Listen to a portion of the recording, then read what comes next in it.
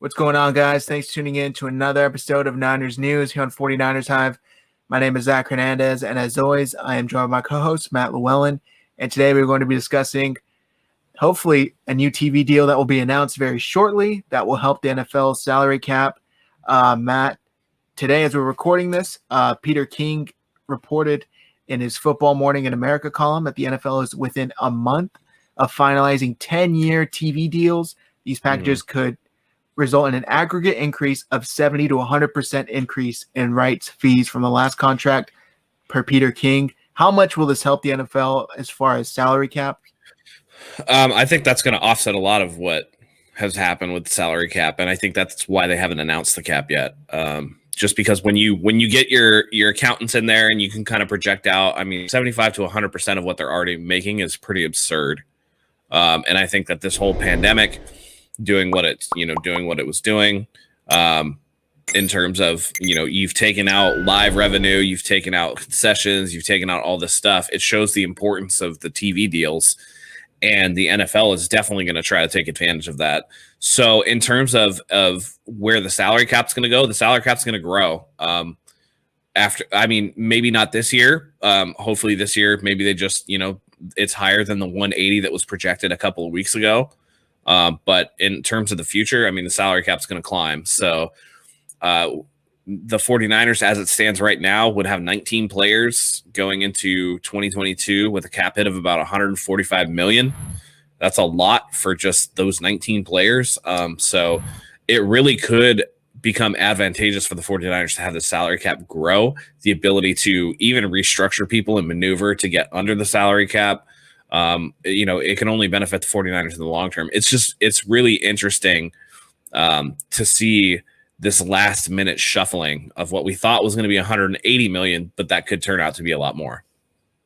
Yeah. And, as far as them holding off, I see here Jabari Young of CNBC reported that the frameworks of the deal could be finalized before the setting of the 2021 salary cap, a signal that some of the money earned in the TV deals could be shifted to pump the spending limit above the expected figure of 180 million. That's per Pro Football Talk. That would be huge because, all these teams are expecting to take a loss as it is. They floated this figure out 180, which was above what they had previously floated out. So people were kind of thinking, okay, not as bad. But if they could pump that up, that would still be huge because 180 per this article is 18.2 million less. So it would be, still a drop, but if they're able to replace that, that would be huge. And this includes the Sunday package with CBS, Fox, NBC, and Thursday and Monday nights continue to be in flux. So it looks like the kind of mainstay football Sundays is going to stay the same. But as far as Monday and Thursday nights, that could be up in the air as far as which networks have rights to those games. The 49ers, though, you talked about going into the next season, next offseason, I should say. This would benefit them tremendously, right? With Jimmy Garoppolo's contract, everybody's freaking out on them being strapped with D Ford. I know this is going into this offseason, but still, if they're forced to keep these guys next season, they should be in a better situation with a bunch of rookies. Yeah, I fully expect. I think David Lombardi had tweeted about it today, and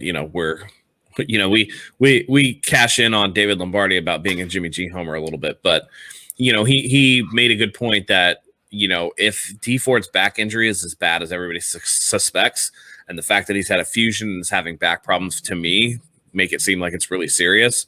They can convert a lot of that to a signing bonus based on the injury settlement, and essentially take the cap hit this year and then have it come off the books next year.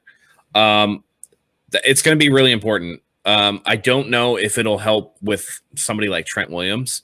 I think that if you raise the cap for the 49ers, you're also raising it for a team that can throw more money at Trent Williams. So that's going to be up in the air. But the fact that the 49ers can retain some of their mid to lower level free agents without too much stressing out about Jimmy Garoppolo's contract or the D Ford contract or the Weston Richburg contract actually helps them out so that they're not throwing rookies who may or may not be ready just out there to the wolves right off the bat. Right. Yeah, that's a really good point. Guys like a Kendrick Bourne or, a few other of these free agents that maybe even a Jason Verrett might not command too high of a figure. It would really help with. Emmanuel Mosley, K'Wan Williams, we've talked about a bunch. I'm sorry, I'm getting all excited thinking of these free agents that the 49ers could possibly keep.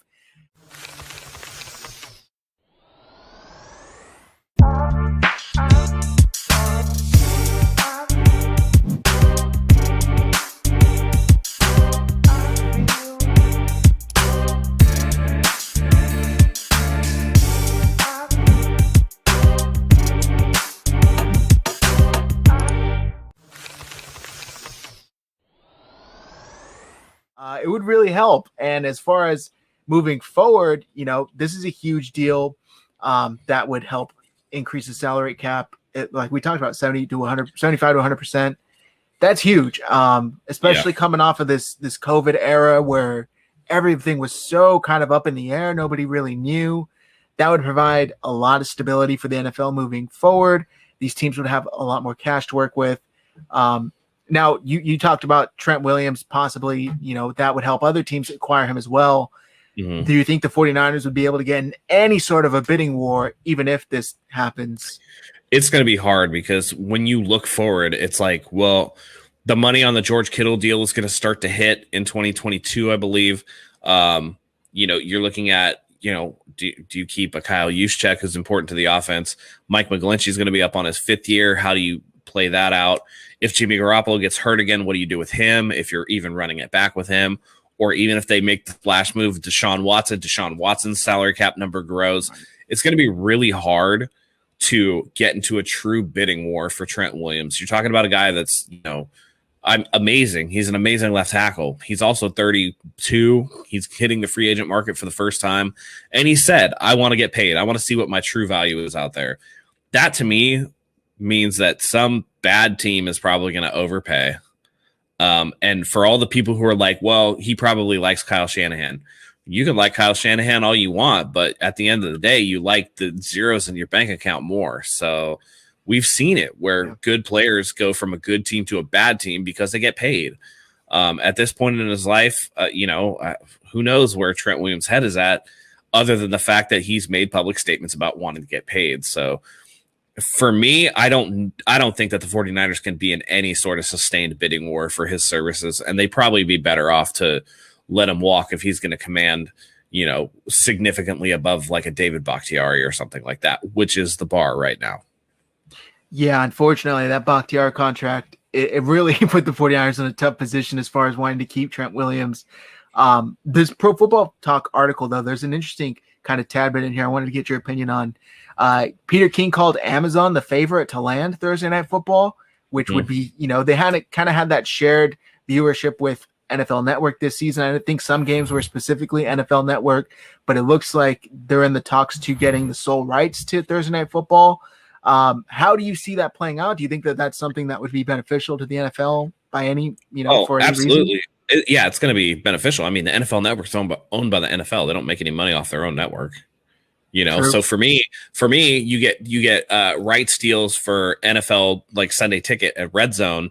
That's where the money is through the NFL Network or whatever.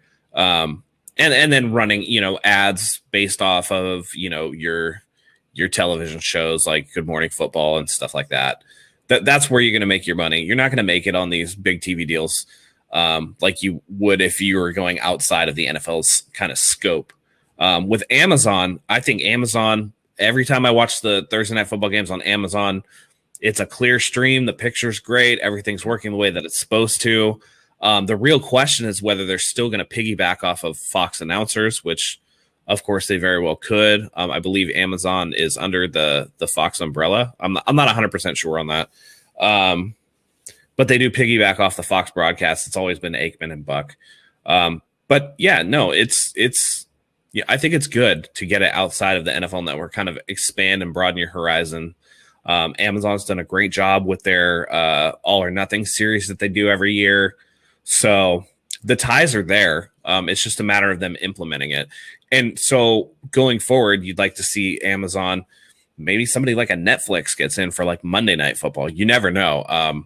But the NFL is leveraging the pandemic to really get better TV deals because the importance of television has become all the more apparent. Yeah, I think this whole streaming avenue for the NFL is kind of their next way to go. A lot more money, a lot more viewership. Plus, I don't know how many households around the United States even have NFL Network, the channel in their subscription package. I Yeah. know I get my cable TV through YouTube TV, and up until this past season, we didn't have the option to even add NFL networks. Yeah. And So that's the other important part too, is that, you know, you're still getting a lot of these games on like network TV, and a lot of people don't even have network TV. So yep. they have to find a way. I think they're going to find a way to incorporate Amazon and some of these other streaming services to allow you to watch games if you don't have cable. So many people are cutting the cords. Everybody is somewhere else. And honestly, here's something to even look at is the NFL should really tie some of their merchandising through Amazon too, because a lot of Amazon Prime Video is through Amazon Prime. And then if you can tie that into your merch sales and have Amazon be like an official outlet for the NFL, I think that if you didn't have to go to like Fanatics or something and wait 2 weeks to get your item, instead it's done in 2 days. I think that would really kind of speed things up and move more merchandise. That's just something that could be off in the future and just a random thought I had. But I think that getting into the streaming game and expanding your platform as much as possible is going to do nothing but wonders for the NFL. That salary cap's going to get ridiculous in a few years. Yeah, plus that sweet Amazon money. Yep. that would be nice to tap into. But I think that's going to do it for us today, guys. I want to thank you all for tuning in to another episode of Niners News.